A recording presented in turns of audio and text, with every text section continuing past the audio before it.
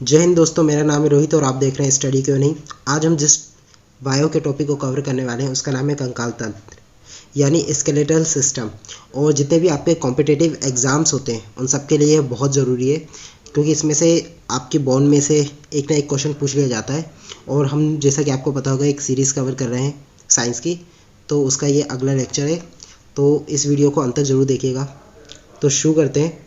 और दोस्तों, मैंने स्केलेटन से संबंधित लगभग 40 क्वेश्चंस कवर किए हैं, तो आप इस वीडियो को भी ज़रूर देखिएगा। और निश्चित ही आपको इस वीडियो से सबसे ज़्यादा हेल्प मिलने वाली है, क्योंकि एग्ज़ाम्स में आपके क्वेश्चंस रिपीट होते हैं। तो मैंने जो 40 क्वेश्चंस लिए वो ऐसे क्वेश्चंस लिए जो आपके एग्ज़ाम्स में कंटिन्यू आए हैं, स्पेशली रेलवे, एसएससी। तो इस वीडियो को ज़रूर देखिएगा, आपको निश्चित ही इससे हेल्प मिलेगी। दोस्तों, जो कंकाल तंत्र होता है इसके बारे में जानते हैं कि ये कंकाल तंत्र क्या होता है। तो कंकाल तंत्र जो होता है हमारे शरीर को गति प्रदान करता है, और ये मुख्यतः दो चीज़ों का बना होता है, एक तो अस्थि और उपास्थि। और कंकाल तंत्र को हम दो भागों में बांट सकते हैं। एक होता है बाह्य कंकाल तंत्र जिसे एक्सोस्केलेटन बोलते हैं, और एक होता है अंतः कंकाल तंत्र जिसे एंडोस्केलेटन बोलते हैं। तो बात करते हैं सबसे पहले एक्सोस्केलेटन यानी बाह्य कंकाल तंत्र। इसमें हमारे बाल एवं नाखून आते हैं, और जो नाखूनों का अगला हिस्सा होता है ये मृत कोशिकाओं का बना होता है, यानी इसमें जो कोशिका पाई जाती है वो देत होती हैं, तथा इसमें रक्त का संचरण नहीं होता है। तो ये एक्सोस्केलेटन हो गया। अब हम बात करते हैं एंडोस्केलेटन। तो इसमें हमारे शरीर के भीतर का अस्थि पंजर आता है। ये अस्थि एवं उपास्थियों का बना होता है। अस्थि एवं उपास्थि विशेष प्रकार के संयोजी ऊतक होते हैं। और मनुष्य का जो कंकाल तंत्र होता है उसमें 206 हड्डियाँ और कुछ उपास्थियाँ होती हैं। और दोस्तों, अब हम बात करते हैं बोन्स की हड्डियाँ क्या होती हैं। तो दोस्तों, जो वयस्क मनुष्य होता है उसमें 206 हड्डियाँ पाई जाती हैं, और जन्म के समय जो शिशु होता है उसमें लगभग 300 हड्डियाँ पाई जाती हैं। और जो हड्डियाँ होती हैं वो कैल्शियम फॉस्फेट की बनी होती हैं। और उम्र बढ़ने के साथ साथ अस्थियों में प्रोटीन की मात्रा में कमी होती जाती है, जिसके कारण वह भंगुर होती जाती हैं। और हमारे शरीर में जितनी भी लंबी एवं मोटी अस्थियाँ होती हैं वो अंदर से खोखली होती हैं, और उनमें एक गुहा भी पाई जाती है जिसे मज्जा गुहा कहा जाता है, यानी मेरो कैविटी कहा जाता है। और इन्हीं गुहा में एक तरल उपस्थित होता है जिसे अस्थि मज्जा यानी बोन मेरो कहा जाता है। और जो हमारी हड्डियां होती हैं उनके विकास के लिए यानी उनकी वृद्धि के लिए विटामिन डी आवश्यक होता है। इसलिए जो बच्चे होते हैं उनको बोला जाता है कि धूप में उनको थोड़ी देर रखना चाहिए। और बच्चों में विटामिन डी की कमी के कारण रिकेट्स नामक बीमारी होती है। तो आपको ये भी याद रखना है। और सबसे ज़्यादा क्वेश्चन पूछा जाता है रिकेट्स के बारे में कि रिकेट्स किस विटामिन की कमी से होता है। तो आपको बताना है जो विटामिन डी होता है उसकी कमी से रिकेट्स होता है। और जो वयस्क होते हैं उनमें विटामिन डी के कारण ओसियोमेलिसिया होता है। तो आपको ये भी याद रखना है। और मनुष्य के शरीर में जितनी भी हड्डियां पाई जाती हैं उसमें सबसे लंबी हड्डी या सबसे बड़ी हड्डी की बात करें तो उसका नाम फीमर है, जो कि जांघ की हड्डी है। और वहीं पे हम लोग सबसे छोटी हड्डी की बात करें तो उसका नाम स्टेपस है, जो कि कान में पाई जाती है। और जो अस्थियों से अस्थियों को जोड़ने का काम करती है वो लिगामेंट्स करती हैं, और मांसपेशियों को अस्थि से जोड़ने का काम टेंडन करती है। तो ये भी क्वेश्चन आपके एग्जाम में पूछा जाता है कि अस्थियों को अस्थियों से कौन सा जोड़ता है। तो आपको लिख देना है या फिर आपको टिक लगाना है लिगामेंट्स। और मांसपेशियों को अस्थि से कौन सी चीज़ जोड़ती है, तो आपको लिखना है टेंडन। आई होप आपको समझ में आ गया होगा अस्थि के बारे में यानी बोन्स के बारे में। दोस्तों, अब देखते हैं मानव कंकाल के भाग यानी पार्ट्स ऑफ ह्यूमन स्केलेटन। तो इसको हम दो भागों में बांट सकते हैं। एक है अक्षय कंकाल जिसे एक्सियल स्केलेटन बोलते हैं, और दूसरा है उपांगीय कंकाल जिसे एपेंडिकुलर स्केलेटन बोलते हैं। तो आपको ये दोनों नाम भी याद रखना है। और दोस्तों, इसको हम एक चार्ट के द्वारा समझेंगे। उससे पहले मैं आपको बता दूं कि जो अक्षीय कंकाल होता है इसमें 80 हड्डियां पाई जाती हैं, और जो आपके उपांगीय कंकाल होता है इसमें कुल मिला के 126 अस्थियाँ पाई जाती हैं।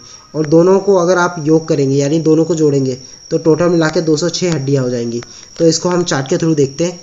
दोस्तों, सबसे पहले हम देखते हैं अक्षीय कंकाल। इसको हम 4 भागों में बांट सकते हैं। एक होता है मानव की खोपड़ी जिसमें टोटल मिला के 22 हड्डियाँ पाई जाती हैं। एक होता है कशेरुकरण यानी आपकी जो रीढ़ की हड्डी होती है जिसे वर्टेब्रल कॉलम बोला जाता है, इसमें टोटल मिलाकर 26 हड्डियाँ होती हैं।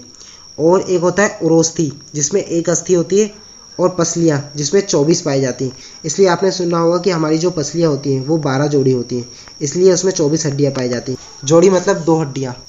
और दोस्तों, जो कशेरुदंड होता है इसको पुनः हम 5 भागों में डिवाइड कर सकते हैं। जैसे कि आपके गर्दन, तो आपके गर्दन में 7 हड्डियाँ पाई जाती हैं, वक्ष में 12 हड्डियाँ पाई जाती हैं, कटी 5 हड्डियाँ पाई जाती हैं, सेक्रम में 1 हड्डी और पुच्छ में 1 हड्डी पाई जाती है। इस तरह से टोटल 26 हड्डियाँ पाई जाती हैं। वहीं पे हम उपांगीय कंकाल देखें तो इसमें 126 हड्डियाँ पाई जाती हैं, जिसमें मेखला में 6 हड्डियाँ तथा पाद में यानी लिम्फ में हड्डियाँ पाई जाती हैं। तो आपको ये चार्ट भी याद रखना है, हो सकता है आपके एग्जाम में पूछ लिया जाए। दोस्तों अब हम देखते हैं कंकाल तंत्र के रोग।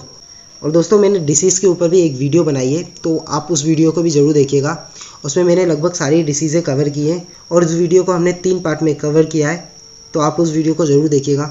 तो सबसे पहले हम लोग देखते हैं गठिया, यानी जिसे गाउट बोला जाता है। तो दोस्तों जो गठिया होता है मानव शरीर की अस्थियों की जोड़ों से संबंधित एक रोग है।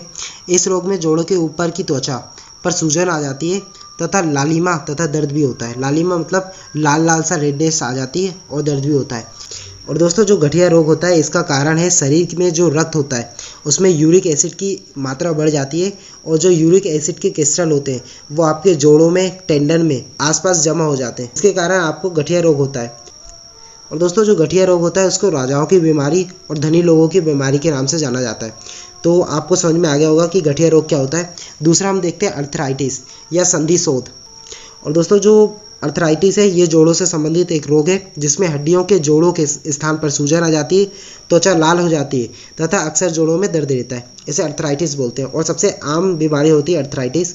इसके बाद हम देखते हैं ऑस्टियोपोरोसिस। और दोस्तों जो ऑस्टियोपोरोसिस होती है ये बढ़ती उम्र के साथ होने वाली एक बीमारी है, जिसमें हड्डियां कमज़ोर हो जाती है तथा उनके टूटने की संभावना बढ़ जाती है।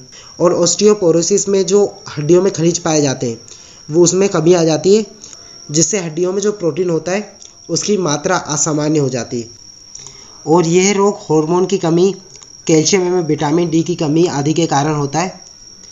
और इसको हम 2 पार्ट में डिवाइड कर सकते हैं। एक होता है प्राथमिक ऑस्टियोपोरोसिस, इसको हम लोग 2 भाग में डिवाइड कर सकते हैं। एक होता है टाइप 1 और एक होता है टाइप 2।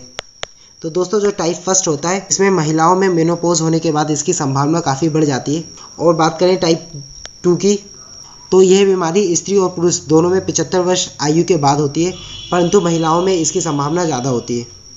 और बात करें हम लोग द्वितीयक ऑस्टियोपोरोसिस की, यानी सेकेंडरी ऑस्टियोपोरोसिस, तो यह स्त्री एवं पुरुष में किसी भी आयु में हो सकता है। तो दोस्तों यहाँ पे आपका कंकाल रोग समाप्त हो गया। आई होप आपको ये वीडियो अच्छी लगी होगी और आपको अच्छे से समझ में आया होगा। तो मेरे चैनल को अभी लाइक कीजिए, सब्सक्राइब कीजिए और जितना से जितना हो सकता है शेयर कीजिए। कंकाल से रिलेटिव जितने भी इंपॉर्टेंट क्वेश्चंस होते हैं लगभग हमने सारे कवर कर लिए। तो मिलते हैं नेक्स्ट वीडियो में। जय हिंद।